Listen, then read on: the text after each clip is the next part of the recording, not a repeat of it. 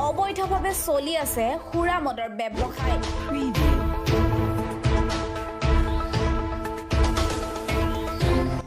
যিটো সময়ত নেকি সমগ্ৰ দেশজুৰি চলি আছে কৰোনাৰ আতংক, এই সময়ত জুনৰ শালপাৰাত অবৈধভাৱে চলাই আছে মদৰ ব্যৱসায়।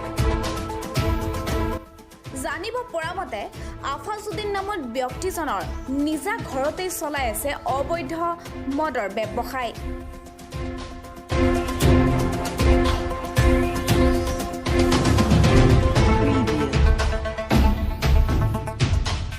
স্থানীয় ৰাইজে আফাজুদ্দিনক কেইবাবাৰো সকীয়াইছিল মদৰ অবৈধ ব্যৱসায় বন্ধ কৰাৰ বাবে, তথাপিও অবৈধ ব্যৱসায় বন্ধ নকৰিলে আফাজুদ্দিনে।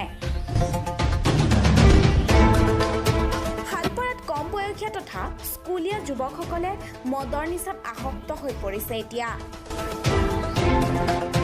চৰকাৰৰ অনুজ্ঞাপত্ৰবিহীন চলাই আছে মদৰ ব্যৱসায়।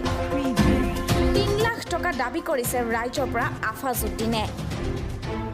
ৰাইজে ৩ লাখ টকা দিলে উক্ত মদৰ ব্যৱসায় বন্ধ কৰিব বুলি কয়। ইতিমধ্যে প্ৰশাসনৰ ওচৰ চাপিবলৈ বাধ্য হৈছে স্থানীয় ৰাইজ।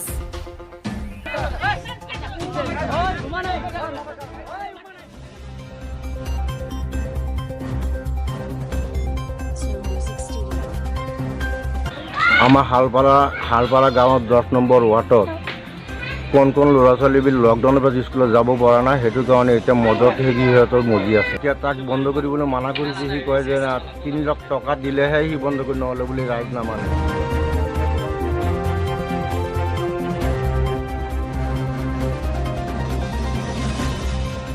ৰাইজে বহুতখিনি তাৰমানে চেষ্টা কৰিছে, সেইখিনি ভাল কৰিব পৰা নাই আৰু এই ৰাইজক সেই আপত্তি